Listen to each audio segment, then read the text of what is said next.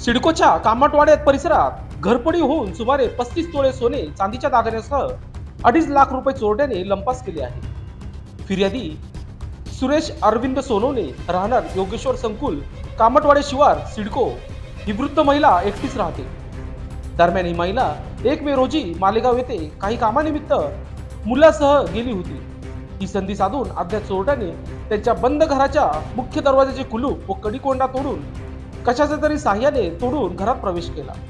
यावेळी घरातील कपाटात असलेले 5 तोळे वजनाची 1.5 लाख रुपये किमतीची सोन्याची पोत, 1,20,000 रुपये किमतीची 4 तोळे वजनाची सोन्याची पोत, 2 तोळे वजनाचा 60,000 रुपयांच्या किमतीचा सोन्याचा नेकलेस, 4.25 तोळ्याचा 1,10,000 रुपये किमतीचा चप्पल हार, 3 तोळे वजनाच्या 90,000 रुपये किमतीच्या सोन्याच्या बांगड्या, 2 तोळे वजनाच्या